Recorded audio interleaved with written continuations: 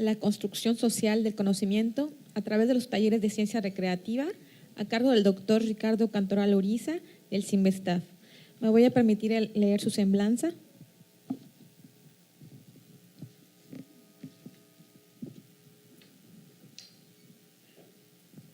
El doctor Ricardo Cantoral es investigador titular 3D, jefe del Departamento de Matemática Educativa del CIMBESTAF.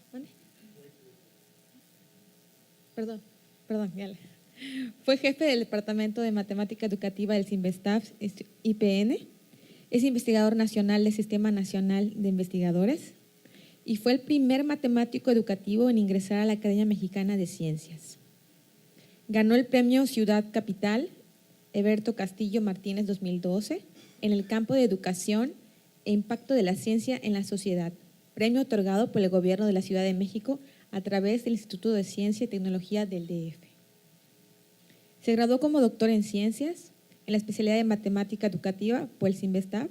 Realizó una estancia postdoctoral en el laboratorio DIDIREM de la UFR des Mathematiques, University París VII en Francia. El doctor Cantoral fundó un campo de investigación sobre los procesos de construcción social del conocimiento matemático avanzado y de su difusión institucional, que se ha acuñado como teoría socioepistemológica de la matemática educativa.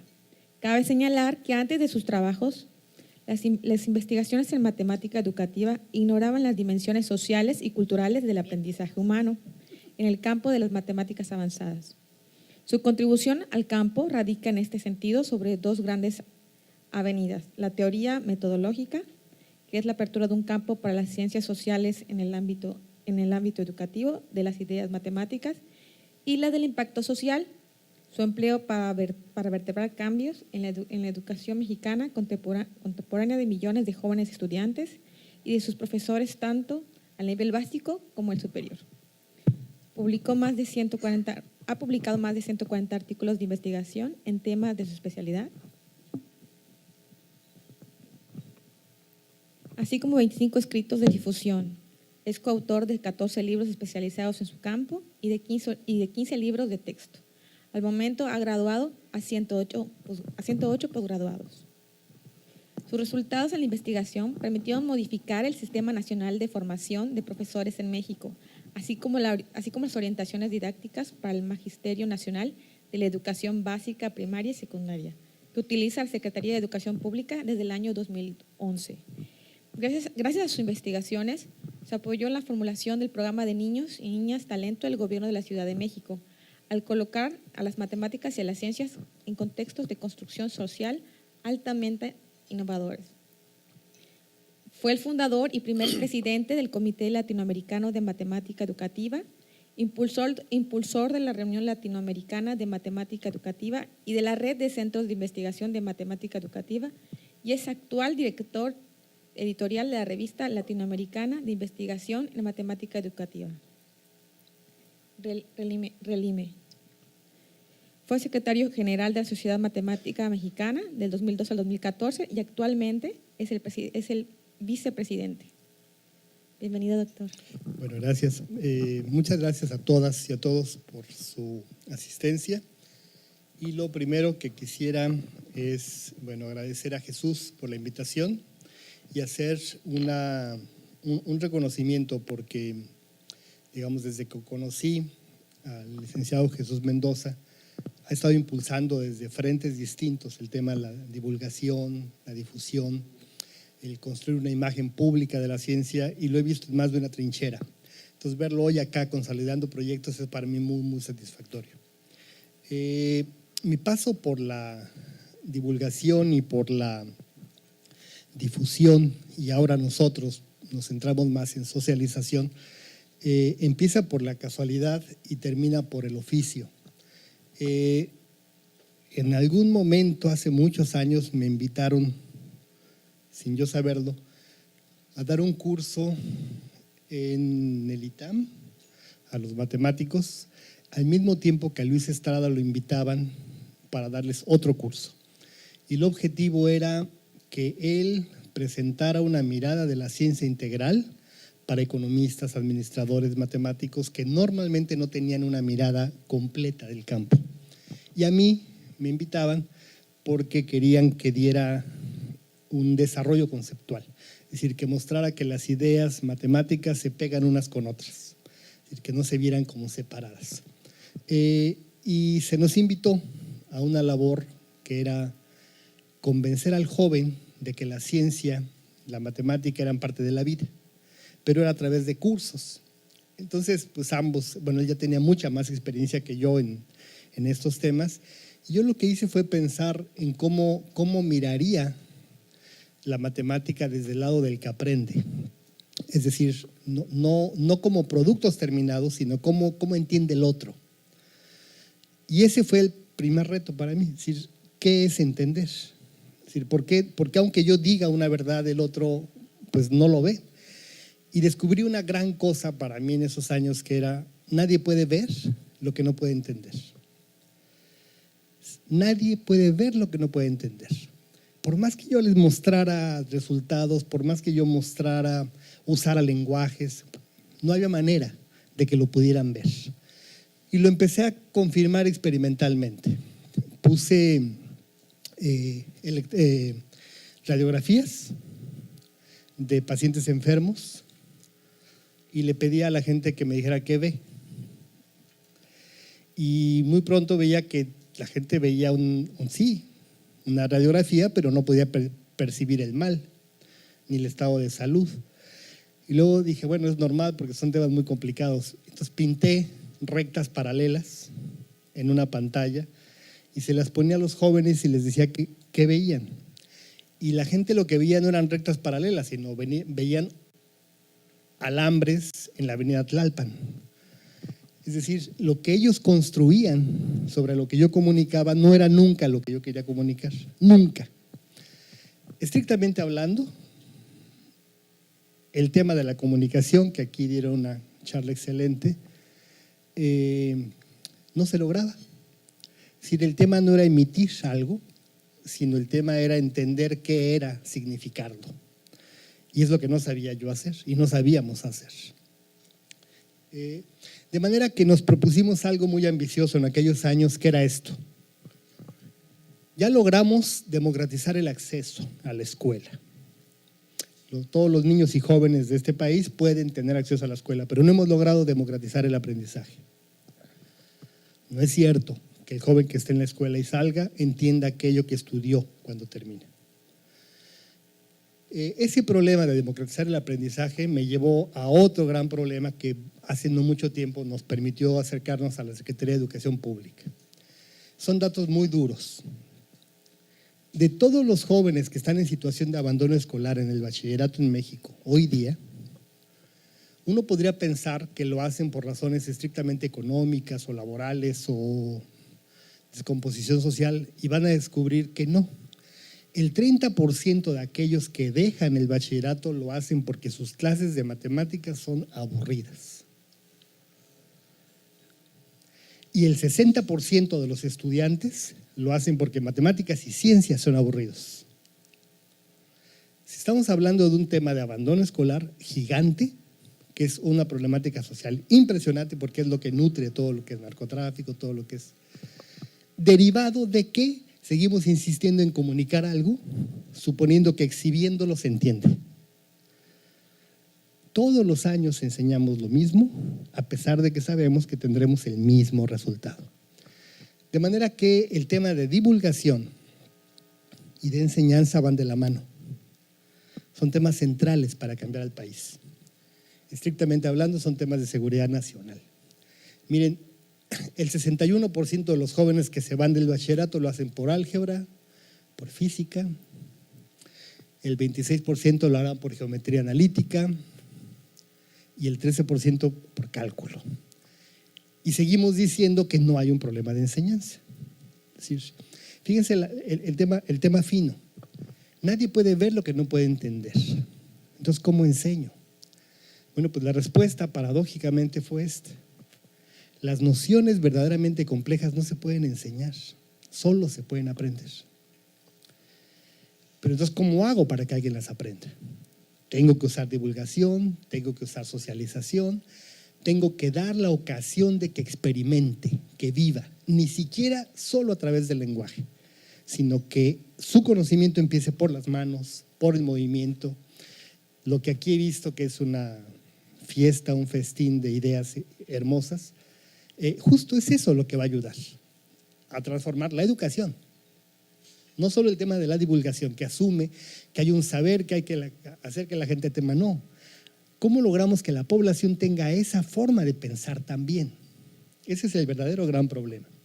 Ese es un ejemplo, voy a empezar a hablar por deformaciones de origen, de algo que está típicamente escolar y voy a intentar mostrar cómo ustedes ahí en la divulgación juegan un papel fundamental. Bueno, yo también. Esto es un principio sobre el que descansa casi todo lo que enseñamos en matemáticas y en ciencias en la escuela. El principio del tercero excluido. Lo que dice ese principio es que, dado un hecho, no hay tercera sopa. O es de una o es de otra, pero no hay tercera opción. La tercera está excluida. O sea, ¿es verdadero, es falso o no hay más? Este principio es el que sustenta todo el discurso pedagógico, todo el discurso de la ciencia cuando se comunica. Bueno, pues así se escriben entonces los libros, bajo ese principio, y se me explica que un círculo es en verdad un polígono, solo que con una infinidad de lados, todos infinitamente pequeños. ¿Y quién va a poder imaginar eso? Es decir, ¿qué significa que tenga un infinito número de lados? O sea, en concreto, pues no sé, en la vida he visto nada que sea infinito. No he podido tocar nada que sea infinito. Y la idea que yo comunico es que el círculo es una poligonal límite. Y así está en la currícula desde chiquititos hasta grandes. ¿Pero de dónde viene eso? Una más.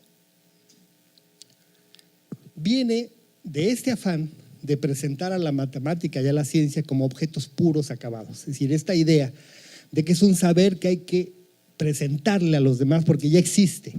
Estrictamente hablando, no existe en tanto que no exista para el otro. Ese es el gran reto de la divulgación y de la educación. No existe. Existe para su civilización, pero no para el individuo. Este paso hacia el individuo exige de nosotros. Bueno, pues la siguiente, por favor. Los principios tienen a su vez lados prácticos que la escuela enseña en gran medida porque el discurso científico hizo añicos al discurso tecnológico. No hay una reflexión, una racionalidad sobre tecnología en la enseñanza. No está.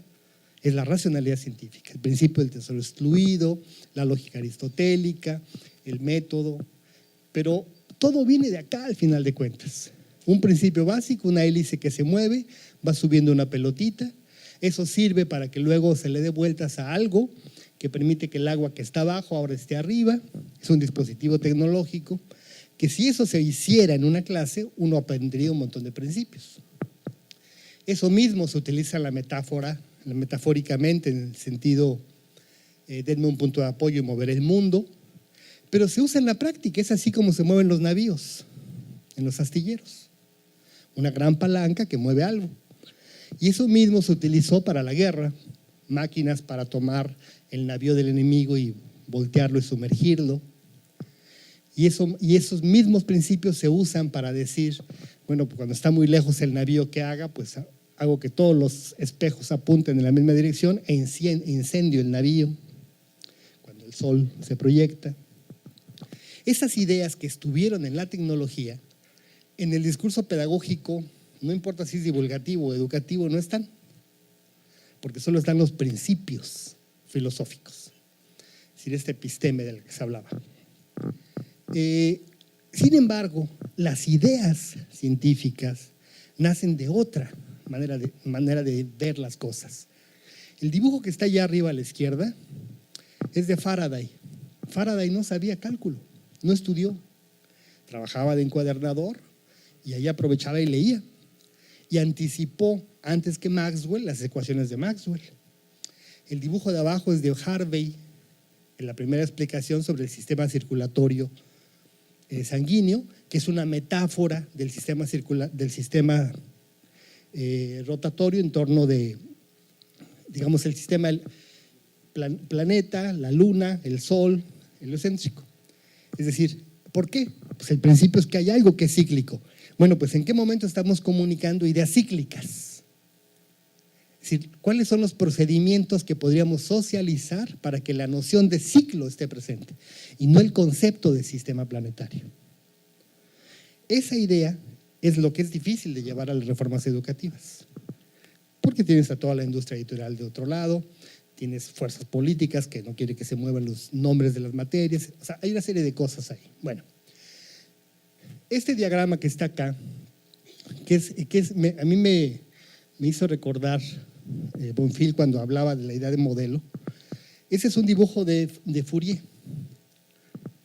Está horrible, pero esa es la descripción de la Tierra, el planeta Tierra. Ese es el planeta Tierra.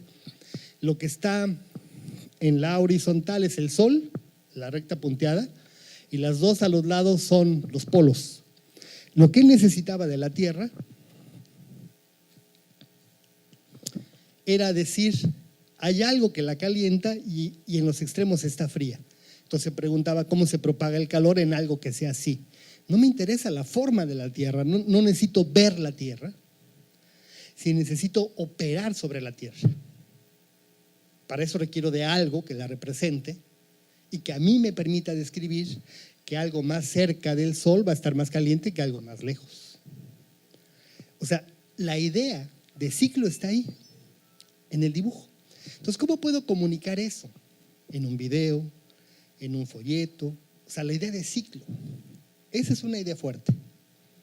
Entonces, ¿se puede mover con este? Ok.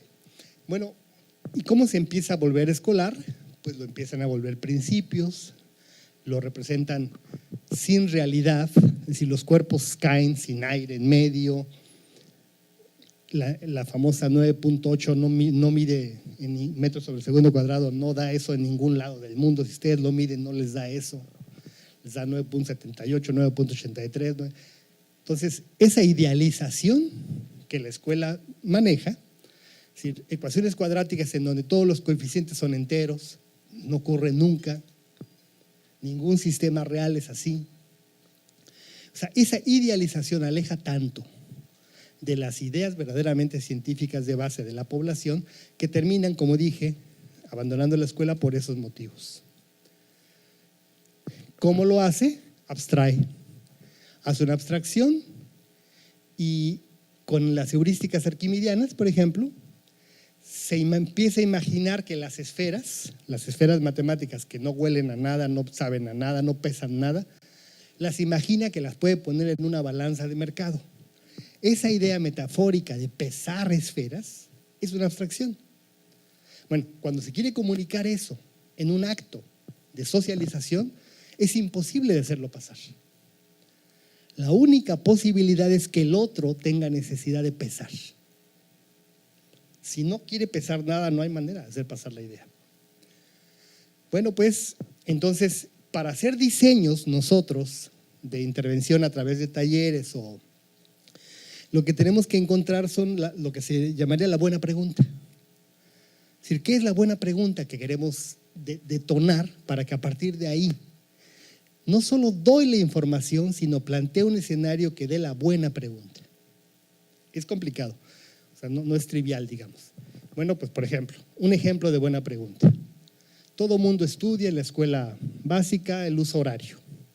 Todos sabemos que aquí son las 11:20 y en otro espacio del planeta son las 12:20, en otro es la 1:20. Supongamos que todos nuestros amigos y compadres del planeta nos ponemos de acuerdo y caminamos simultáneamente al Polo Norte.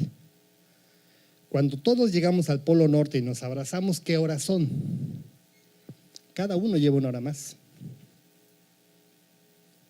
Esa es una buena pregunta, porque pone en contradicción el conocimiento previo. Entiendo lo que me quieres decir, pero no te puedo contestar. Otro ejemplo de buena pregunta.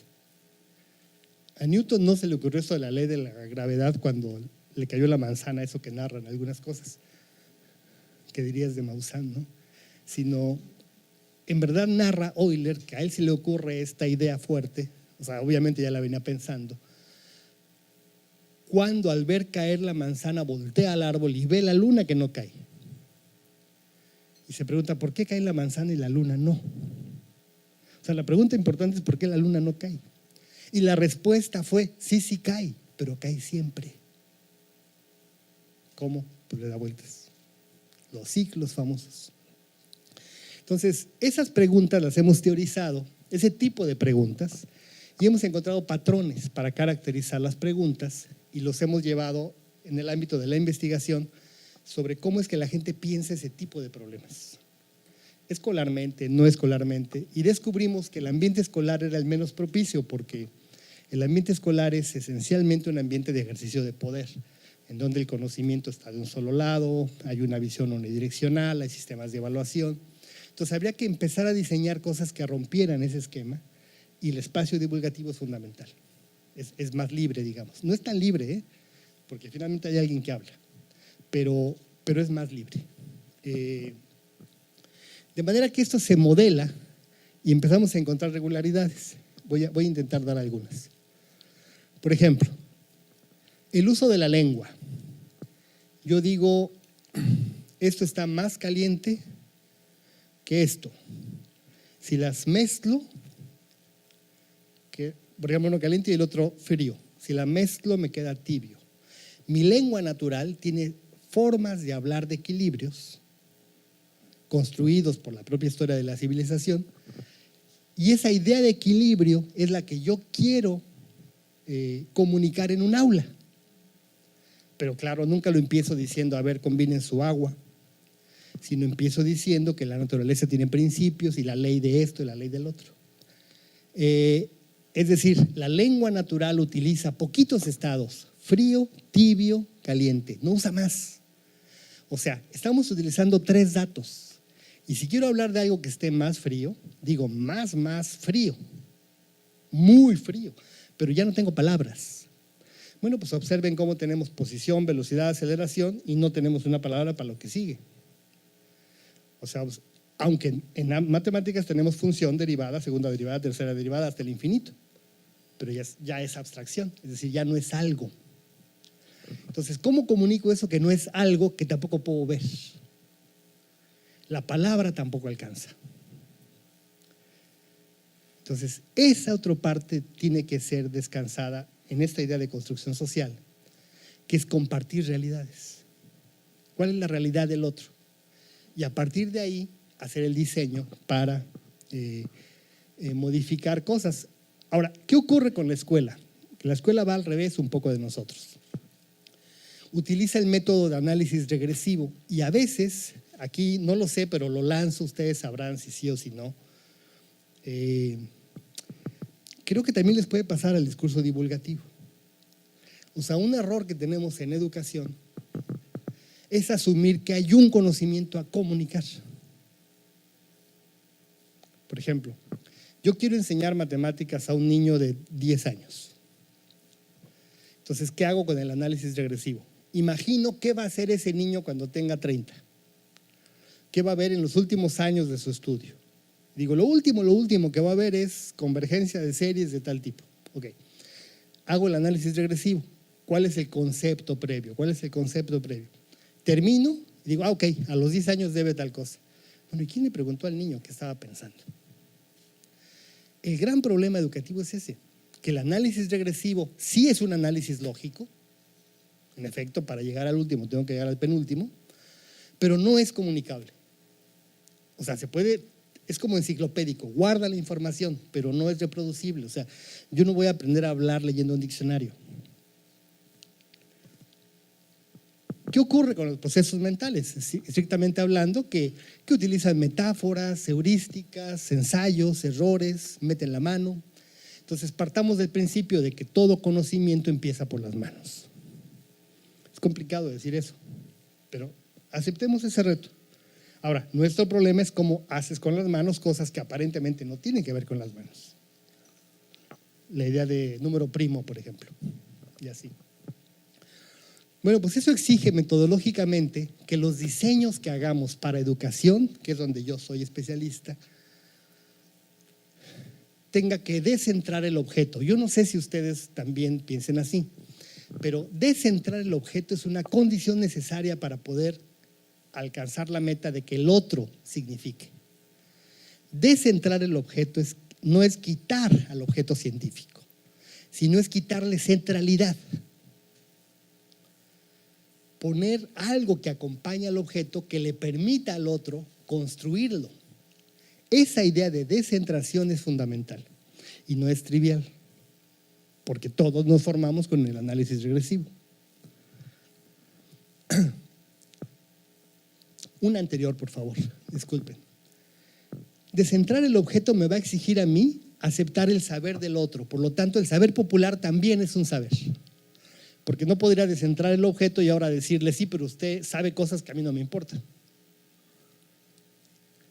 Sino yo tengo que empezar a ver, si él construye vivienda en una comunidad maya, yo tengo que usar eso como punto de partida. Y vamos a intentar ver cómo. Bueno.